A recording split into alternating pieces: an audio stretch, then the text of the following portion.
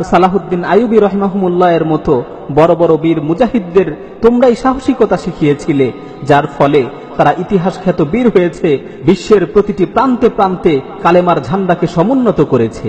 হে বোন, ইমাম আবু হানিফা রাহিমাহুল্লাহ এর মতো যুগ শ্রেষ্ঠ ফকিহকে কে গর্ভে ধারণ করেছে? ইমাম শাফিঈ, ইমাম মালিক, ইমাম আহমদ বিন হাম্বল, ইমাম ইবনে তাইমিয়া রাহিমাহুমুল্লাহ এর মতো যুগ শ্রেষ্ঠ উলামায়ে কেরামগণকে শিশুকালে কে প্রতিপালন করেছিল? কে তাদেরকে এত বড় ইমাম হওয়ার স্বপ্ন জুগিয়েছিল?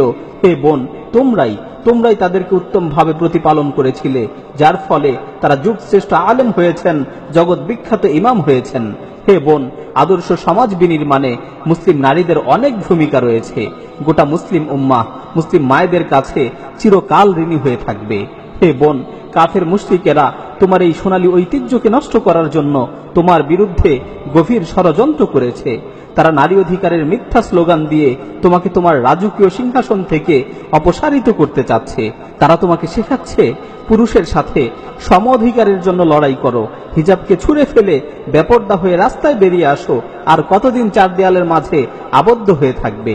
হে বোন, বাস্তবতা হচ্ছে যারা তোমাদেরকে নারী অধিকারের এই স্লোগান শিখাচ্ছে, নারী অধিকারের এই মিথ্যা আশ্বাস দিচ্ছে, তাদের দেশেই নারীরা সবচেয়ে বেশি নির্যাতিত, নারীরা সবচেয়ে বেশি লাঞ্ছিত।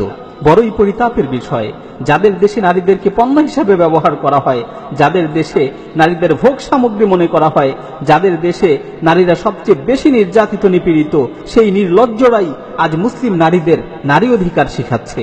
হে বোন, ইসলাম তোমাকে সম্মানের জীবন দিয়েছে, ইসলাম তোমাকে লাঞ্ছনার জীবন থেকে মুক্তি দিয়েছে। হে প্রিয় বোন, এটা কি সম্মানের জীবন নয় যে কখনো তুমি আনুগত্যশীল মেয়ে হিসেবে থাকবে, কখনো তুমি চক্ষু শীতলকারী স্ত্রীর ভূমিকা পালন করবে, কখনো তুমি স্নেহময়ী মা হিসেবে তোমার কলিজার টুকরো সন্তানকে আদর স্নেহ করে উত্তমভাবে প্রতিপালন করবে? এর চেয়ে সম্মানের দায়িত্ব আর কি হতে পারে? এর চেয়ে সৌভাগ্যের বিষয় আর কি হতে পারে? হে বোন, তুমি তোমার নিজেকে মূল্যায়ন করো, কাফের মুশরিকদের মিথ্যা স্লোগানে প্রতারিত হয়ে যেও না, তুমি তোমার নিজেকে চেনার চেষ্টা করো। হে প্রিয় বোন, পরিশেষে তোমাকে লক্ষ্য করে বলছি, আর কতদিন তুমি জাহিলিয়াতের মাঝে ডুবে থাকবে? আর কতদিন তুমি বেপর্দা হয়ে ঘুরে বেড়াবে? আর কতদিন তুমি নাটক সিনেমা দেখে দিন কাটাবে? আর কতদিন তুমি স্বামীর অভদ্রাচরণ করবে?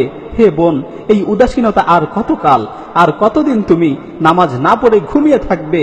আর কত সময় তুমি তোমার প্রতিপালককে ভুলে থাকবে? আর কত সময় তুমি তোমার প্রতিপালক সম্পর্কে উদাসীন হয়ে থাকবে? হে প্রিয় বোন, এই দুনিয়াতে তুমি কতদিন বেঁচে থাকবে? বেশি থেকে বেশি 50 বছর অথবা 60 বছর।